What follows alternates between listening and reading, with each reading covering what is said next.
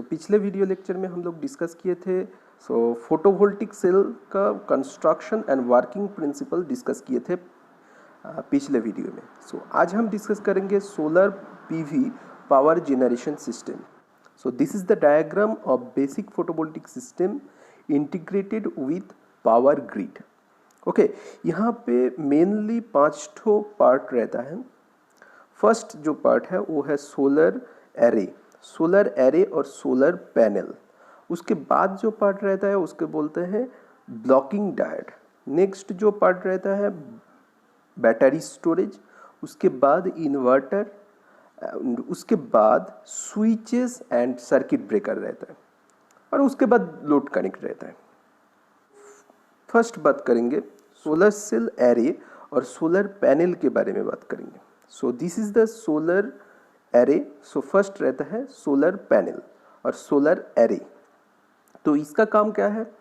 इसका काम है ये कि लाइट रे को डायरेक्टली क्या करेगा, इलेक्ट्रिसिटी में कन्वर्ट करेगा। लाइट एनर्जी को इलेक्ट्रिक एनर्जी में कन्वर्ट करेगा सोलर एरे। अब बात करेंगे ब्लॉकिंग डायोड के बारे में।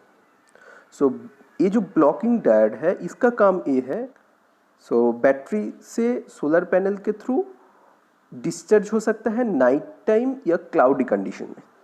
तो उसको ब्लॉक कौन करेगा? Blocking diode. ब्लॉकिंग डायोड के काम क्या है? It lets the array generated power flow only towards the battery और the grid. Without a blocking diode, the battery would discharge back through the solar array. Okay, यही काम है। Okay, one direction में flow करवाएगा electric energy को blocking diode.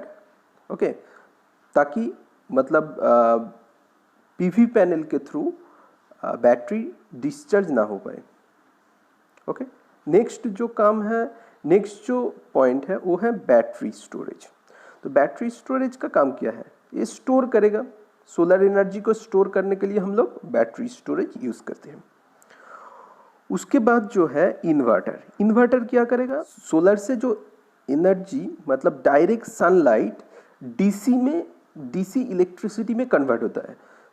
DC electricity को क्या करेगा? इन्वर्टर एसी में कन्वर्ट करेगा। डीसी इलेक्ट्रिसिटी को एसी में कन्वर्ट करने के लिए हम लोग इन्वर्टर यूज करते हैं। ओके, इसके बाद जो है switches and circuit breaker. Switches and circuit breaker mainly use for isolation purpose. Circuit breaker क्या करता है? ऑन लोड कंडीशन में कोई भी फॉल्ट आया सर्किट में तो सर्किट को आइसोलेट कर देता है और सर्किट को ब्रेक कर देता है। That is the working of circuit breaker. Switch and circuit breaker का काम है सर्किट को आइसोलेट करना। ओके, अब solar P V system are broadly classified into 3 categories. First जो है stand alone power system, next जो है सेंट्रल पावर सिस्टम और grid connected system, and last जो है हाइब्रिड सिस्टम। फर्स्ट हम लोग डिस्कस करेंगे stand alone power system. First जो डिस्कस करेंगे वो है stand alone power system. It is located at the load centre. It is more relevant and successful system in remote and rural area which have no access to grid supply. Okay, the indicative capacity of the system is 10 watt to 100 watt. 10 watt to 100 watt याद रखना पड़ेगा। The main component of the general standalone solar PV system as shown in the figure. Figure में दिखा देते हैं। ये वाला जो फिगर है यहाँ पे जनरल यहाँ पे दिखाया स्टैंडअलोन पीवी पावर सिस्टम। इसमें फर्स्ट जो रहता है सोलर पैनल। सोलर पैनल का काम क्या है? लाइट एनर्जी को डायरेक्टली इलेक्ट्रिसिटी में कन्वर्ट करेगा। डायरेक्ट इलेक्ट्रिसिटी में कन्वर्ट करेगा मतलब डीसी सप्लाई में कन्वर्ट करेगा। उसके बाद यहाँ पे चार्ज रेगुलेटर यूज करते हैं। चार्ज रेगुलेटर का काम क्या है? चार्ज रेगुलेटर और चार्ज कंट्रोलर का काम है over voltage and over charging से बैटरी को प्रोटेक्ट करना। Okay, over charging and over voltage से बैटरी को प्रोटेक्ट करने का काम कौन करेगा? Charge regulator. अब यहाँ पे बैटरी का काम क्या है? बैटरी का काम ऑलरेडी मैंने बता दिए थे पहले ही। तो बैटरी का काम जो है, बैटरी क्या करेगा? स्टोर करेगा एनर्जी को। एनर्जी स्टोरेज डिवाइस के तौर पे काम करेगा बैटरी। और जब नाइट टाइम या क्लाउडी कंडीशन होगा, ऑन दैट टाइम क्या करेगा? बैटरी से हम सप्लाई लेंगे। ओके, नेक्स्ट जो है यहाँ पे और एक कंपोनेंट जो यूज किया है, इन्वर्टर। सो इन्वर्टर का जो काम है, inverter converts DC supply to AC supply. So DC को एसी में कन्वर्ट करेगा इन्वर्टर यूनिट। सो डीसी से एसी में कन्वर्ट कौन करेगा? Inverter unit. तो this is all about the standalone PV power system. Okay, so अब हम बात करेंगे सेंट्रल पावर सिस्टम और ग्रिड कनेक्टेड सिस्टम के बारे में। सो इसमें मेनली जो होता है, यहाँ पे बैटरी यूज नहीं किया जाता है। बैटरी के रिप्लेसमेंट में हम लोग ग्रिड यूज करेंगे। ग्रिड कनेक्टेड सिस्टम में हम लोग बैटरी के रिप्लेसमेंट में ग्रिड यूज करते हैं। जब एक्सेसिव पावर सप्लाई लगेगा तब ग्रिड से सप्लाई होगा, एंड जब क्लाउडी एंड नाइट टाइम रहेगा, ऑन दैट कंडीशन ग्रिड से पावर सप्लाई होगा। इस टाइप ऑफ सिस्टम में एक वन मोर पार्ट यूज होता है, यहाँ पे MPPT कंट्रोलर यूज करते हैं। सो MPPT कंट्रोलर क्या है? यहाँ पे मैक्सिमम पावर पॉइंट ट्रैकर हम लोग यूज करेंगे। It's a special kind of digital tracker that follows the location of the sun. The efficiency of the power cell depends on the intensity of the sunlight fall on it. The power of the sun varies with the time because of the movement of the earth.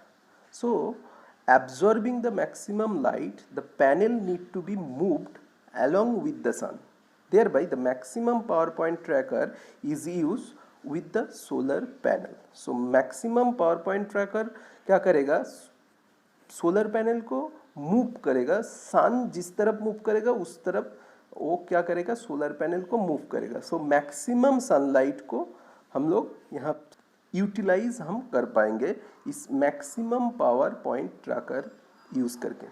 Okay, तो maximum power point tracker का यही काम है कि solar panel को move करेगा। जैसे ही सन move होता रहेगा वैसे ही सोलर पैनल मूव होता रहेगा।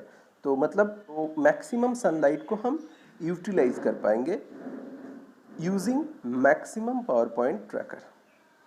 ओके, सो इसमें CV रिप्रेजेंट किया है सर्किट ब्रेकर को, और यहाँ पे जो इन्वर्टर यूज किया है DC to AC इन्वर्टर। यहाँ पे भी सर्किट ब्रेकर को ऐसे रिप्रेजेंट किया। यहाँ पे एक ट्रांसफार्मर यूज किया। So step up transformer in general use होता है। डेल्टा स्टार ट्रांसफार्मर यहाँ पे यूज किया, वही शो कर रहा है यहाँ पे, नथिंग एल्स। सो यही है ग्रिड कनेक्टेड पावर सिस्टम। सो यहाँ पे मेनली याद रखना है कि मैक्सिमम पावर पॉइंट ट्रैकर क्या करेगा? सोलर पैनल को सनलाइट जिस तरफ मूव होगा उस तरफ मूव करेगा। तो मैक्सिमम से मैक्सिमम सनलाइट को हम लोग इलेक्ट्रिसिटी में कन्वर्ट कर पाएंगे। सो वो है मैक्सिमम पावर पॉइंट ट्रैकर का यूटिलिटी। और बैटरी स्टोरेज के जगह पे हम लोग क्या करेंगे? बैटरी स्टोरेज के जगह पे हम लोग ग्रिड यूज़ करेंगे। सो ग्रिड से सप्लाई देंगे जब मतलब नाइट टाइम या क्लाउडी कंडीशन होगा, on that condition. So that's it for the grid connected power PV power system. Okay, में क्या होगा कि हम लोग मैक्सिमम पावर जनरेट कर पाएंगे at on the range of megawatt. Okay, अब हाइब्रिड पावर सिस्टम में, हाइब्रिड सिस्टम में कैसे मतलब पावर जनरेशन सिस्टम में क्या है? बहुत ही सिंपल है हाइब्रिड पावर जनरेशन सिस्टम। यहाँ पे सिर्फ एक एक्स्ट्रा डीजल जनरेटर यूज़ करेंगे। सो जब ज़रूरत के हिसाब से हम लोग इसको ऑपरेट करेंगे। मतलब 24 आवर कंटिन्यूस सप्लाई देने के लिए हम लोग इस डीजल जनरेटर को यूज़ करेंगे। जब ज़रूरत पड़ेगा तब हम लोग डीजल जनरेटर को यूटिलाइज करेंगे। सो वेरी सिंपल कंसेप्ट है। ओके, अब हम बात करेंगे advantage and disadvantage of photovoltaic solar energy conversion. Okay, advantage क्या है? It has no moving part, direct room temperature conversion of light to electricity convert is obtained from the simple device. It has no pollution, it has wide power handling capacity, and it has the ability to work for a long time without maintenance. So maintenance cost is low. It has long effective life. Okay, अब disadvantage के अगर बारे में बात करेंगे तो यहाँ पे the system need high cost. So initial installation के लिए इसका कॉस्ट बहुत ज़्यादा होता है। Energy storage is required because of no isolation at night. Okay.